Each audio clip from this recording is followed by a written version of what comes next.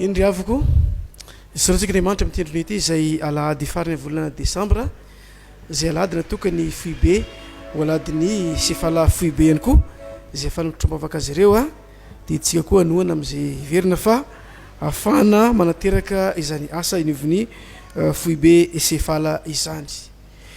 Lo hevitra amin'ity volana ity riavana dia henantsika hatrany manao hoe minoa ny fifaliana ao amin'ny tompo. Lo zany riavana dia ho aminareo hatrany iny ny fahasoavana sy fiadanana amin'ny Andriamanitra rentsika sy Jesosy Kristy tompo. Amen. Daosika riavana itsangana idera amin'Andriamanitra. Ny salamo fa 120 no hiderantsika amin'Andriamanitra ny andininy rehetra. Aorian'izay dia laran-kira fa 40 ao amin'ny firana FFPM.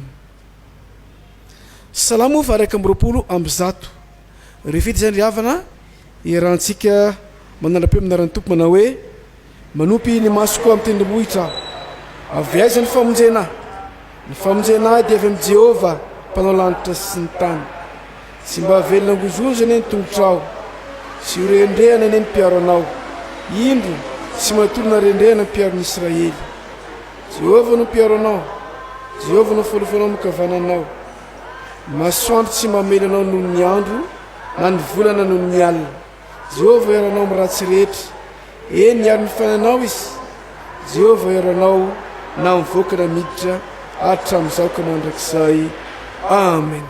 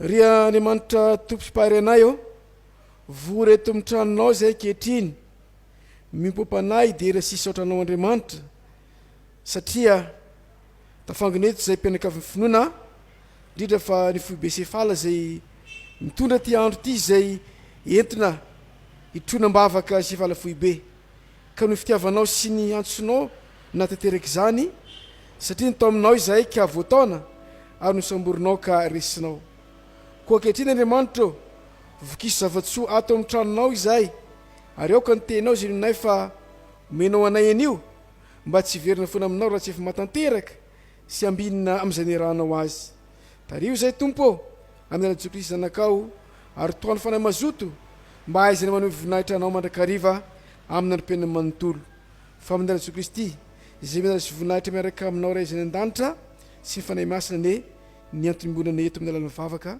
misaotra rainay eo amen. Aoka hipetraka ny fiangonana. Fotodehibe ny ry havana dia vitrany miditra amin'ny alalany vakiteny sy ny afatra avy amin'ny tenin'Andriamanitra isika.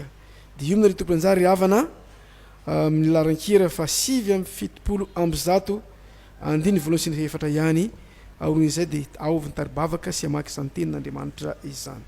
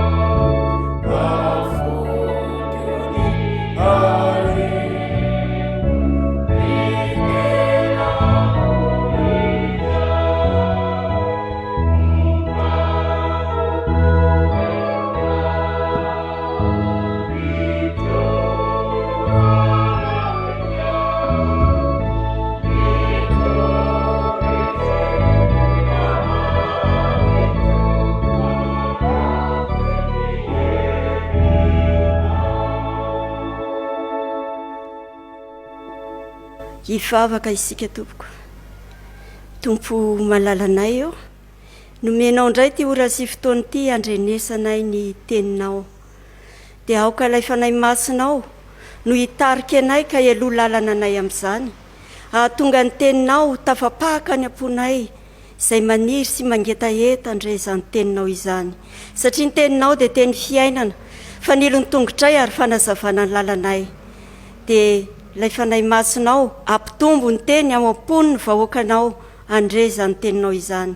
Ary ny mpanomponao izay amaky sy hitory ny hafatra ao koa tompo, dia ny fanahy masinao no anendry ny lela ary anokatra ny mazim-panahy ahafahana manambara izay tena sitraponao marina amin'ity anio ity. Amin'ny anaranao Jesosy no anaovanay ny vavaka. Amen. Amaky ny teny soratra masina isika. Zany dia ho hitantsika eo amin'ny boky ny 𝙎𝙀𝙗𝙗𝙗. 𝙎𝙀𝙗𝙗𝙗 𝙎𝙀𝙗𝙗𝙗 toko 70, andiny 9 hatramin'ny 15. Rehefa hita dia ho vakiako amin'ny anaran'i Jesosy. Injany misy feo hoe miantsoa ary hoy izy, ahoana nefa no antso ataoko? Ahitra ny nofo rehetra ary ny antsarate rehetra dia tahaka ny vonin-javatra ny antsaha. Maina ny ahitra, malazo ny voniny, satria tsofo mifofonain'i Jehovah ireny. Eny, ahitra tokoa ny olona, maina ny ahitra, malazo ny voniny, fa ny tenin'Andriamanitsika dia maharitra mandrakizay. Amen. Ho tohizantsika ny famakiana ny teny ao amin'ny filazantsara araka ny Lioka toko 2, andiny ny 15 ka hatramin'ny 20. amin'ny anaran'i Jesosy. Ary tamin'izany rehefa niala teo aminy ireo anjely ireo ka nakany an-danitra dia niresaka ireo lehilahy mpiandriondry ka nanao hoe andeha isika hankany Betlehema ka hizaha izany zavatra voatonga izany izay nampahafantariny Tompo antsika. Dia nandeha faingana izy ireo ka nahitany Maria sy Josefa ary ny zazakely nandro teo am-pihinanam-bilona. Ary efa noho nahita izy dia nampiely izay teny nolazainy taminy amin'izany zaza izany. Ary izay rehetra nandre dia gaga tamin'izay zavatra nolazainy mpiandriondry taminy. Fa Maria kosa nitadidy izany teny rehetra izany ka nieritreritra azy tao am-pony. Ary ny mpiandriondry niverina nankalaza sy niteran'Andriamanitra noho ny zavatra rehetra izay reny sy hitany araka izay nolazaina taminy. Amen. Toizantsika ao amin'ny asan'ny apôstôly. Asan'ny apôstôly toko 17 andiny voalohany ka hatramin'ny 15. Amin'ny anaran'i Jesosy. Ary teo amin'ny fiangonana tany Antiokia nisy mpaminany sy mpampianatra Barnabasy sy Simeona izay atao hoe Nigera sy Losio Kireniana sy Menahema izay niolonony tamin'ny Heroda mpanjaka ary Saoly. Ary nanao fanompom-pivavahana ho an'ny Tompo sy ny fadianina ireo dia hoy ny fanahy masina atokano ahy Barnabasy sy Saoly hanao ny asa izay efa niantsoko azy. Ary rehefa nifadianina sy nivavaka ary nametraka tanana taminy izy dia nandefa azy. Ary rehefa niray ny fanahy masina izy roalahy dia nidina nakany Selokia izy ka niondrina antsambo teo ankany Kiprosy. Ary noho ny tonga tany Salamisy izy dia nitory ny tenin'Andriamanitra teny amin'ny sinagogan'ny Jiosy ary nitondra ny jaonina koa ho mpanampy azy izy. Amen. Ray masina manamasinana amin'ny fahamarinana teninao ny fahamarinana. Amen. Narankira fa 920 ry havana no hitsirantsika ny efatra amin'ny teny Tompo ka hitsangasika anao izany hira izany.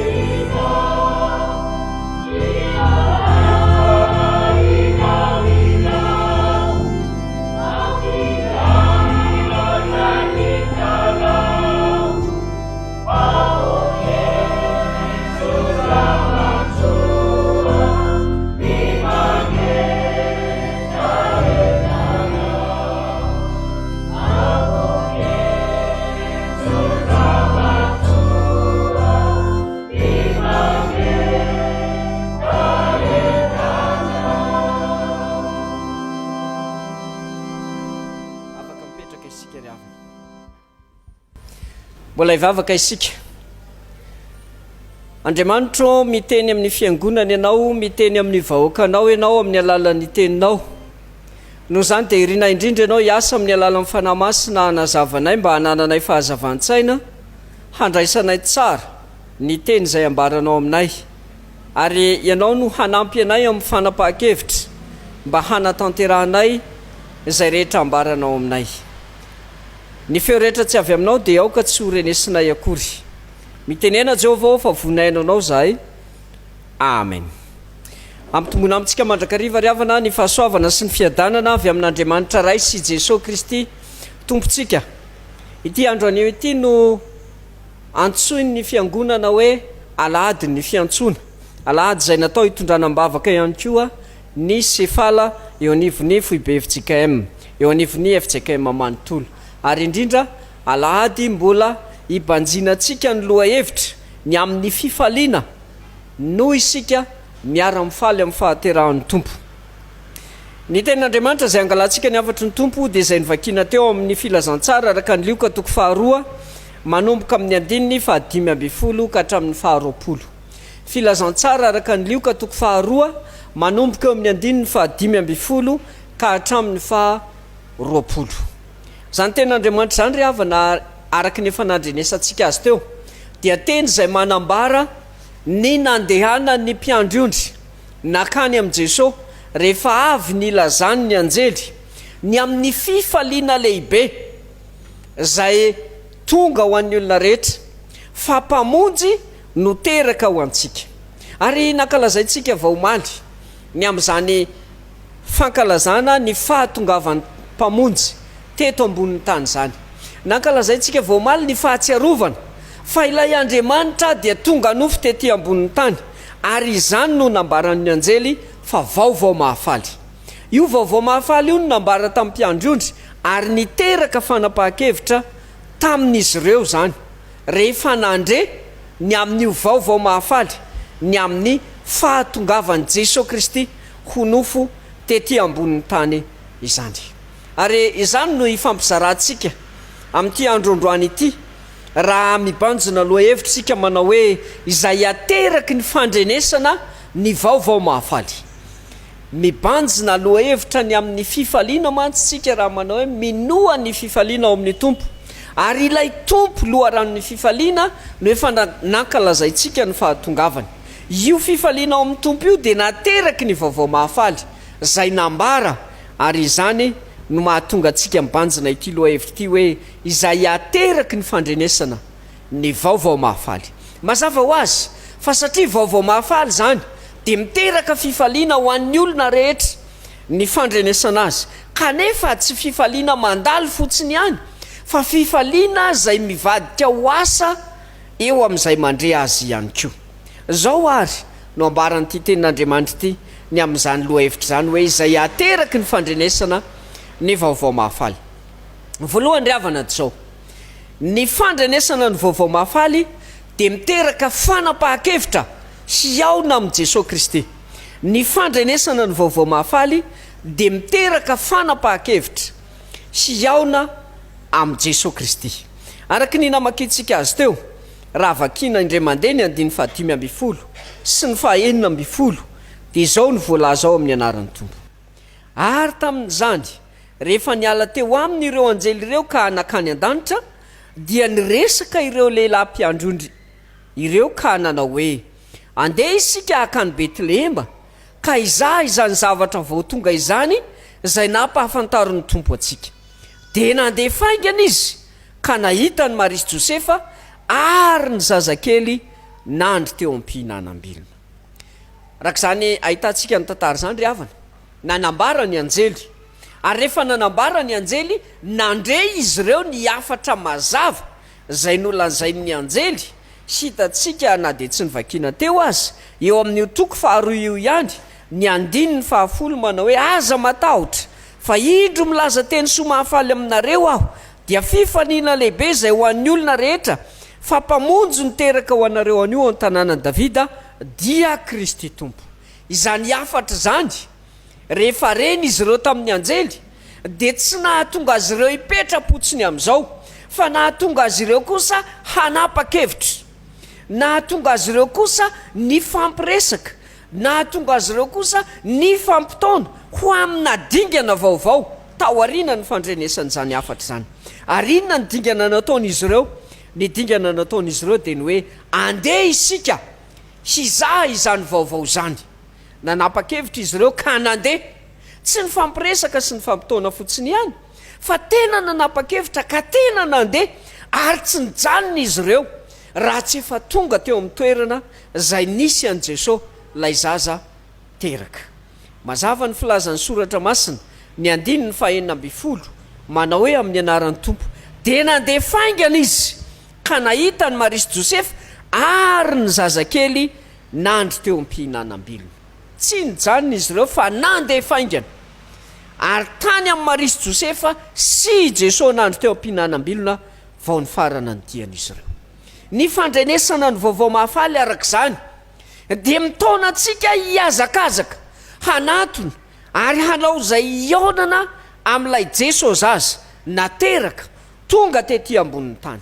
Io Jesosy Kristy io tokoa ry havana no Andriamanitra izay tonga nofo teto amintsika ary io Jesosy Kristy io ny antony nahatongavany dia ny hanao izay iaonany amin'ny olombelona. fa ny afatra nolazaina tamintsika kosa ny afatra mahafaly milaza ny fahatongavany dia miantso atsika koa hanao zay iona atsika aminy. Ezaka nataon'Andriamanitra ny nanantona atsika olombelona ka nidina tetỳ ambony tany tonga nofo tamin'ny alalan'i Jesosy Kristy. Fanapahakevitra andrasana amintsika zay mankalaza ny Krismasy, mankalaza ny andro nahatongavany mpamonjy tetỳ ambony tany. Fanapahakevitra andrasana amintsika ny manantona indray kosa. Fanapahakevitra andrasana amintsika ny manao zay hionana amin'io Jesosy Kristy io. Ary amin'ny andro ankehitriny tsy hoe andeha hiazakazaka ho an'i Nazareta intsony isika, fa amin'ny finoana sy amin'ny fibanjinana an' Jesosy Kristy dia manao zay hionana amin'i Jesosy Kristy ao am-pontsika mba hahatonga atsika ho afaka mandray ilay andrian'ny fiadanana dia i Jesosy Kristy ilay fifaliana lehibe ho an'ny olona rehetra. Ry havana, amin'ny andro ankehitriny zany tsy tahaka ny mpiandriondry hiazakazaka intsony isika, fa amin'ny andro ankehitriny dia amin'ny finoana sy amin'ny fanantenana tanteraka sy amin'ny fahatokiana n'ilay Jesosy Kristy tonga nofo tetỳ ambonin'ny tany no iantson'Andriamanitra atsika mba hiona aminy indray. Rehefa mandreny vaovao mahafaly ny olona dia maro ny fanapakevitra mety ateraka zany. Misy ny tsy rototra, misy ny tsy taitra, misy ny manao hoe andraso aloha, misy ny manao hoe mbola tsy zany aloha ny mahamaika sy ny sisa sy ny sisa. Fa ianao zay mandreny tenin'Andriamanitra androany kosa dia antsoin'Andriamanitra hanana fanapakevitra mazava iona amin'ny Jesosy Kristy noho ny amin'ny fankalazantsika ny Noely sy noho ny fandrenesantsika n'izany tenin'Andriamanitra zany. Fa ny fandrenesan'izany tenin'Andriamanitra zany raha ny vakintsika ny tao amin'ny Isaia teo, niantso ny mpaminany ary niantso ny mpaminany dia mitaona atsika ho amin'ny fanapahakevitra mba hibebaka. Tahaka izany koa ry havana no iantsona atsika ankehitriny. Aza vela handalo foana ny fotoana andrenesana ny tenin'Andriamanitra, fa amin'ny fotoana rehetra andrenesantsika ny tenin'Andriamanitra antsoin'Andriamanitra isika ho tafahoana amin'i Jesosy Kristy ao anatin'izany. Ry havako, ifarany tiany taona ity no alahady farany amin'izao taona izao, alahady farany izay andiniantsika indray, hieritreretatsika indray ny amin'ny hoe nanahoana moa ny fiatrehantsika ny taona manontolo, nanahoana moa ny fahatakarantsika an'izany hoe fionana amin'i Jesosy Kristy nandritra iny taona iny. Androan'ny Tompo miantso atsika indray, aza variana manjay ny andro ho lava.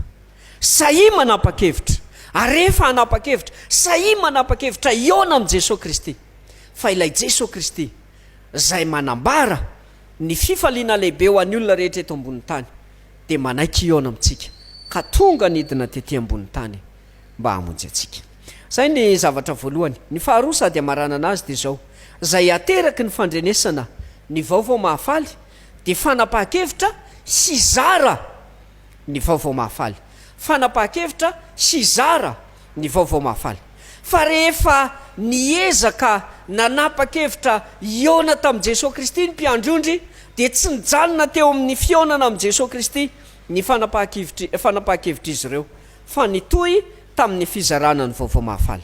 Vakintsika ny 7:20 sy ny 20 fa izao ny voalaza amin'ny anaran'ny Tompo. Ary noho ny efa nahita izy dia nampiely izany teny izay teny nolazaina taminy ny amin'izany zaza izany. Ary izay rehetra nandre dia gaga tamin'izay zavatra nolazain'ny mpiandriondry taminy. Eto amin'ity teny ity dia mazava ny fanapahakevitra, fa rehefa nandre izy ireo dia nandeha niona tamin'i Jesosy. Ary rehefa tafahoana tamin'i Jesosy izy ireo dia tsy tafandrimandry indray, fa nanapa-kevitra hilaza, hampiely ny vaovao zay nambara tamin'izy ireo ary sitan'izy ireo maso noraisin'izy ireo ihany koa. Raha vakina ry havana ny teny fototra ny amin'ity teny hoe nampiely ny vaovao zay reny izy ireo ty dia niezaka nanazava izy ireo ary nanao zay ahatonga ny olona hahatakatra tsara, nanao zay ahatonga ny olona nyresaka taminy hahafantatra tsara sy hahatakatra ka hanapa-kevitra indray mba handray ilay zaza teraka. Zany no hevitry ny hoe nampiely. Eto zany tsy ny milaza fotsiny ihany, fa mandresy lahatra mihitsy ka manao zay ahatonga ny olona miaino azy ireo ho tapa-kevitra indraikosa. Zany no atao hoe mizara ny vaovao mahafaly. Ny fifaliana izy ireo ny amin'ny fahitana ilay zaza teraka dia tsy nijanona fotsiny ho fifaliana fa nivadika ho asa, ary ny asa nataon'izy ireo dia ny nandresy lahatra, ny taona, napahafantatra mba hahatonga ny olona hanana fahazavan-tsaina hahatakatra fa fifaliana no entin'ity zaza teraka ity. Eo amin'ny fizarana ny vaovao mahafaly ry havana, ny olona rehetra izay miaona amin'i Jesosy Kristy ka manaiky azy ho tompo sy mpamonjy dia tonga olona mpizara ny vaovao mahafaly, satria ilay Jesosy mihitsy no maniraka. Fantatritsika ny iraka lehibe izay nataony tamin'ny mpianatra manao hoe mandehany ianareo mitory ny filazantsara amin'ny olombelona rehetra. Tsy niandry an'izany ny mpiandrondry, fa raha vao tafapaka tamin'izy ireo ny fifaliana amin'ny fahitana ilay zaza teraka sy ny fionana tamin'ilay zaza teraka dia tapa-kevitra avy hatrany izy ireo ka nampely ny filazantsara. Hitantsika izany tamin'ny fanapa-kevitra mivakitsika teo tao amin'ny asan'ny apôstôly, rehefa niresaka ny amin'reto mpanompon'Andriamanitra izay sita fa niona tamin'i Jesosy Kristy ary dia niantsony ny fanahy masina azy ireo hoe atokany ho ahy Barnabasy sy Saoly hanao ny asa izay efa niantsoko azy. Zany fanokanana ho an'ny tompo zany dia midika ihany koa ny fahavononana sy ny fanoloran-tena mba hanatanteraka sy hizara ny vaovao mahafaly izay azo. Eo amin'ny fiainantsika andavanandro ry havana, ny fifaliana noho ny amin'ny filazantsara izay azo, ny fifaliana noho ny amin'ny fahasoavana ny raisitsika avy amin'Andriamanitra dia tsy tokony ho kobonina ho antsika irery. Misy ny olona izay mahazo zavatra, mahazo zavatsoa ka mamihina ho azy samirery ny zavatsoa izay azony, fa ny filazantsara ny famonjena kosa dia fahasoavana izay tsy hay kobonina. Fa rehefa mahazo zany ny olona dia manapa-kevitra sy zara ho an'ny hafa ihany koa. Fanontaniana mipetraka amintsika rehetra izay efa nandray ny fahasoavan'Andriamanitra, na tamin'ny alalan'ny batisy zany, na tamin'ny alalan'ny fanasan'ny tompo zany, sy amin'ireo fitahiana marobe izay azontsika, ny fanomezam-pahasoavana marobe izay azontsika. Miresaka ny aladin'ny sefala tsika androany, isika rehetra izay efa nanolo tena ho amin'izany fanompona, mahampitory teny, mahampiandra, mahakatekista izany, dia miverina manontany tena indray isika manao hoe hatraizany nahafahako namaly ny antso ka nahafahako nizara ny filazantsara ny famonjena izay nyraisiko tamin'ilay mpamonjy mitondra fifaliana ho an'izao tontolo izao. Rehefa avy mandiny tena isika dia manapa-kevitra indray manao hoe avaoziko ny fanoloran-tenako ka hizara ny filazantsara sy hizara ny vaovao mahafaly aho. Fa tsy isika izay efa nahazo an'izany zara fanompony izany ihany, fa isika rehetra izay mandreny tenin'Andriamanitra koa androany, antsoin'Andriamanitra isika mba hanapa-kevitra, hanolo tena amin'izao alahady ny antso zao dia miantso antsika Andriamanitra mba hanolo tena hizara ny vaovao mahafaly izay azontsika tamin'ny alalan'i Jesosy Kristy lay teraka ho antsika nankalazaintsika omaly. Ry havana malala ao amin'ny tompo, fitinina izany tenin'Andriamanitra zany nanontany atsika ny tompo androany, inona no vokatry ny fandrenesanao ny vaovao mahafaly? Dia ny fahatongavan'i Jesosy Kristy ho nofo tety ambonin'ny tany. Fa ny tokony ho vokatra zany dia fanapahan-kevitra iaona amin'i Jesosy Kristy ka hanaiky azy ho tompo sy mpamonjy. Ny tokony ho vokatra zany dia fanapahan-kevitra hizara ny fifaliana amin'io vaovao mahafaly izay re io, dia ny amin'ilay zaza teraka dia i Jesosy Kristy. Meteza hamaly ny antson'Andriamanitra ka hanapa-kevitra hizara ny fifaliana amin'ny hafa koa fa izany ny antsony tompo antsika. Ho an'Andriamanitra irery ny voninahitra ho amintsika ny fiadanany. Amen.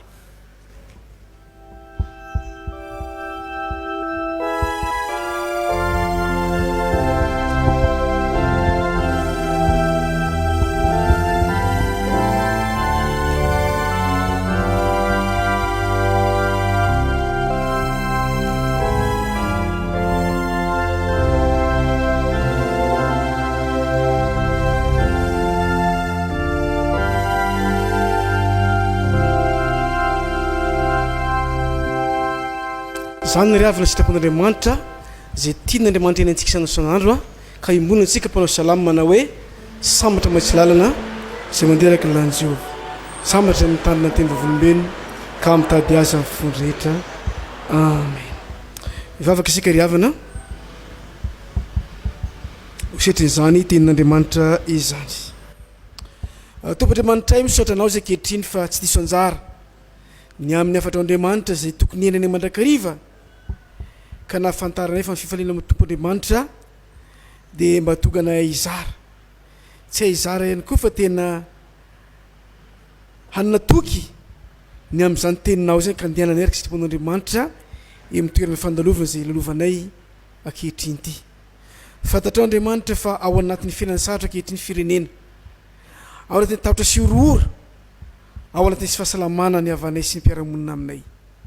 Kanefa satrinay tompo mindrina ny tenin'ny Petera manao ka ny amin'iza moa zay fa aminao ny misy miteny fiainana mandrakizay.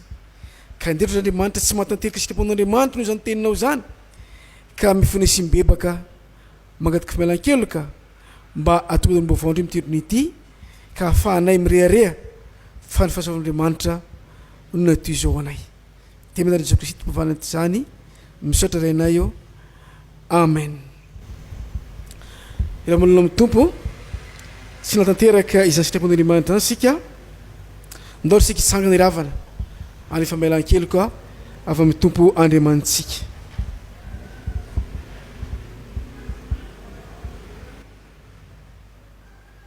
Fao ny tompo hoe indray mpimasomonja no afozako anao fa amin'ny indray lehibe kosa no ampodiko anao. Tamin'ny firetan'ny fahatezerako no nanafenako ny tavako taminao. Indray mpimaso kosa fa mifamindram-po mandrakizay no amindrako fo aminao Jehovah mpanavotra anao. Fa Andriamanitra mampiseho fitiavantsika fa fonombola mpanotsika dia maty amontsika Kristy ka mbara amin'ny Jesu Kristy ry havana fa velony kareo. Alleluia. Amen. Sambatra ny olona sy voasarana sambatra ny azy misy fitaka ny fanahy. Amen. Ataontsika ry havana laharan-kira fa 2 sy 9 ny andiny voalohany sy ny faharoa ihany.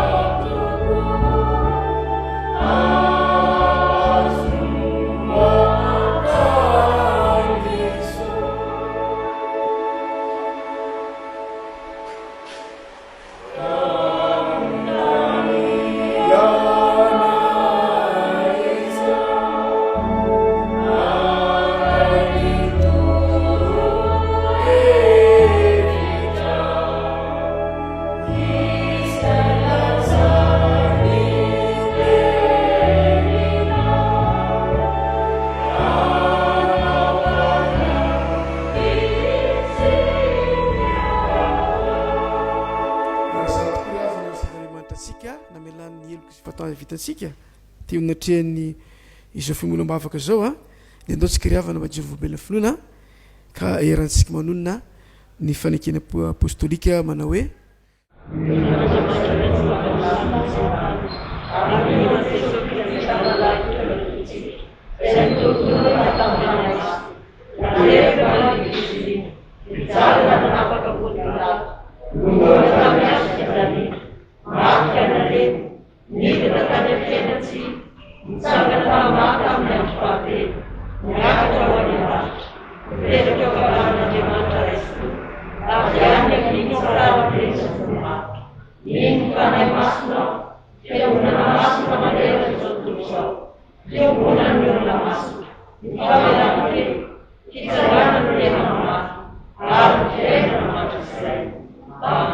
okipetraka ny fiangonana.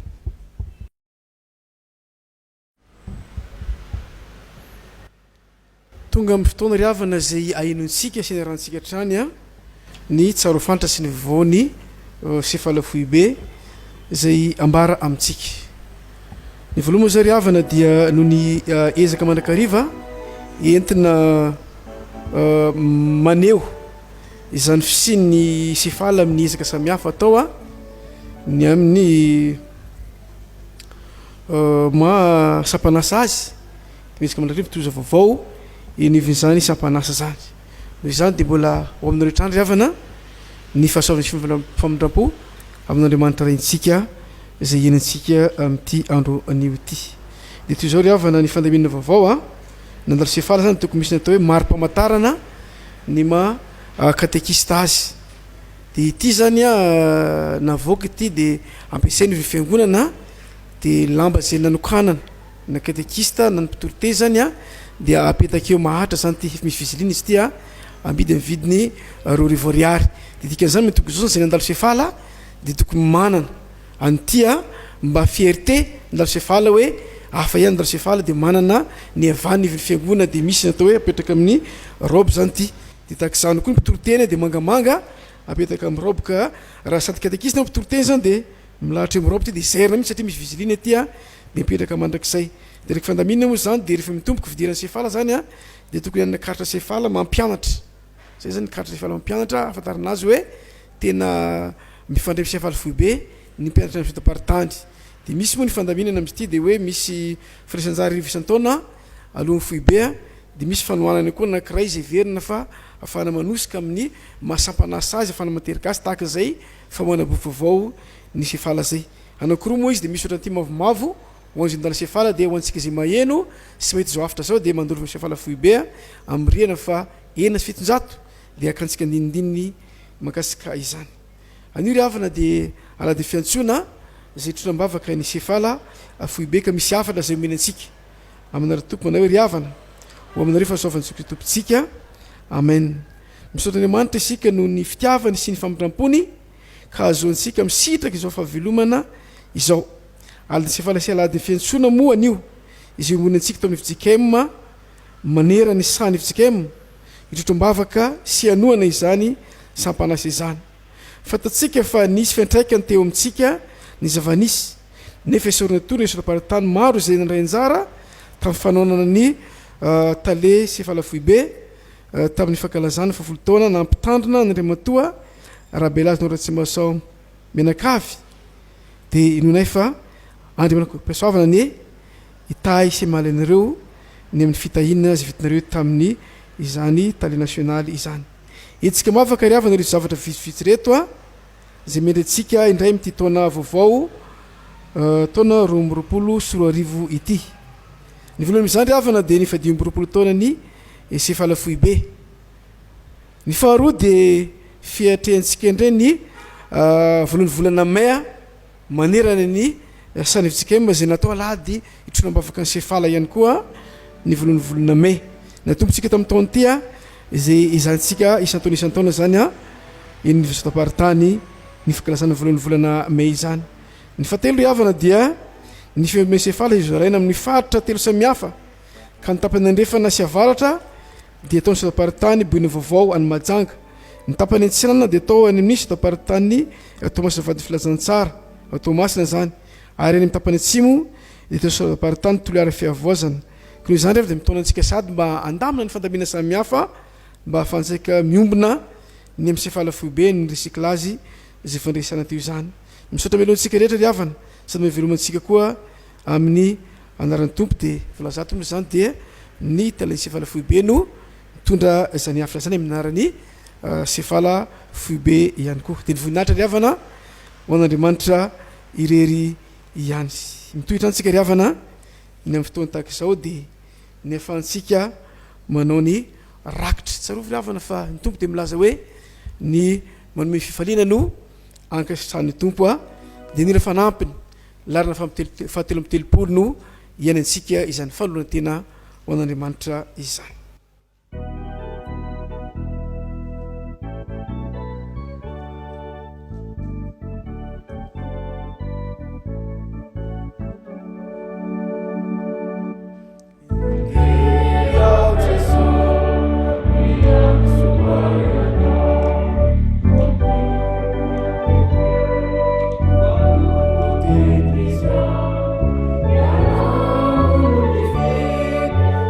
Ďakujem.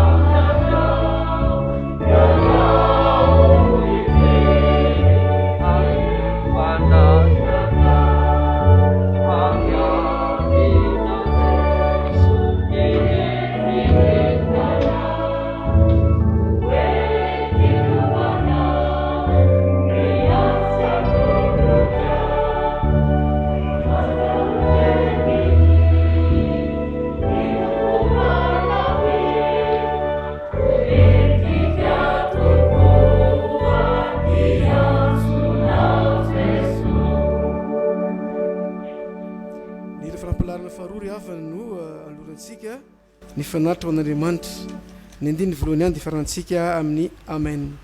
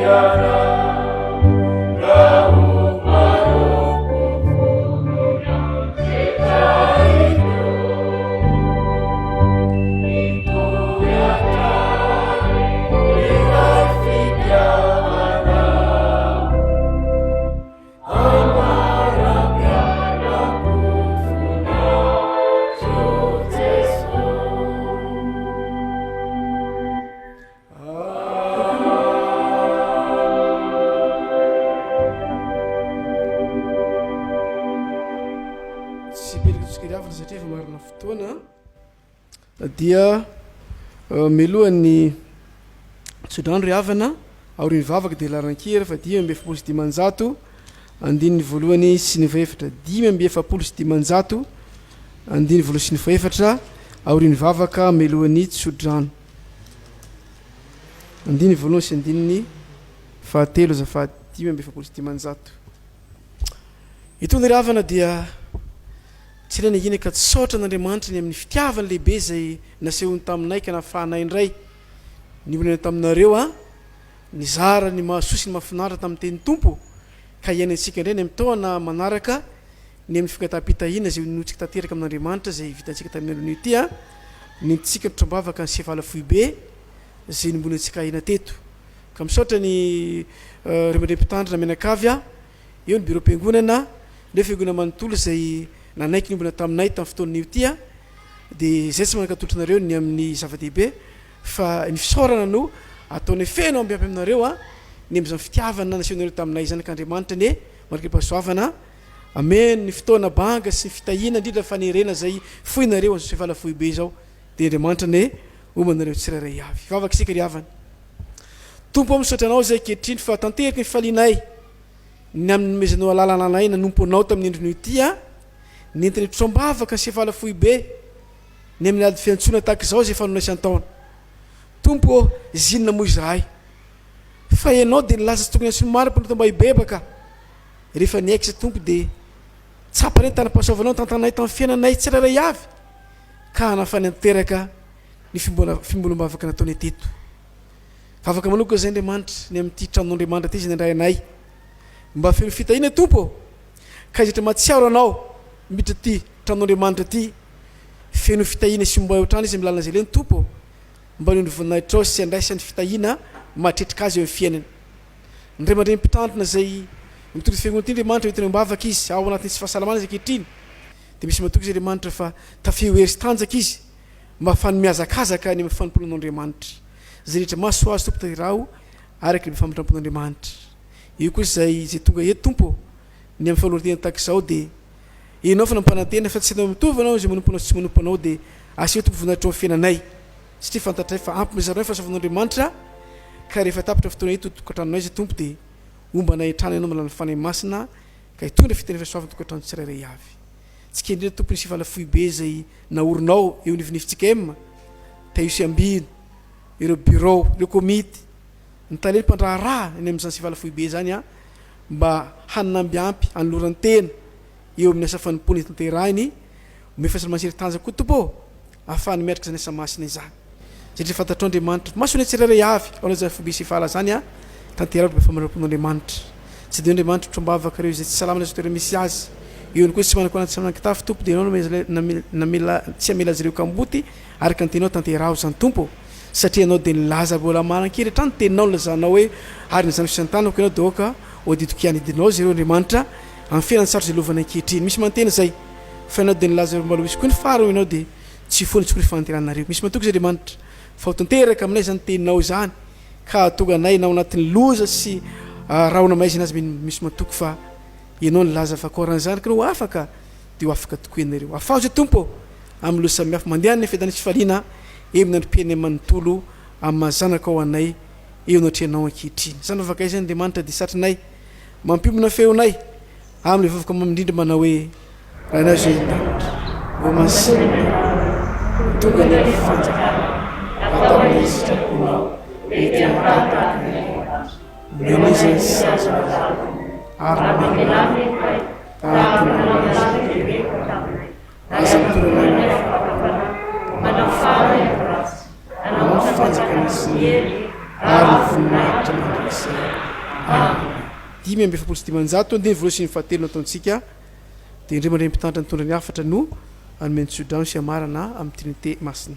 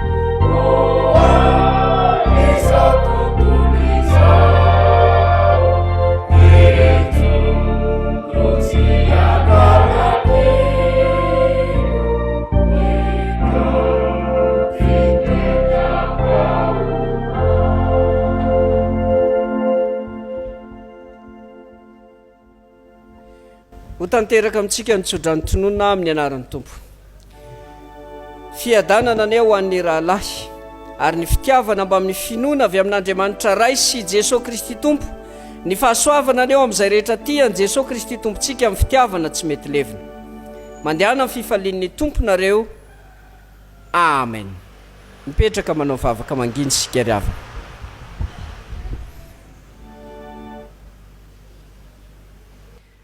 ho an'andriamanitra irery ihany ny voninahitra amin'ny anaran'ny Ray sy ny Zanaka amin'ny fanandraisana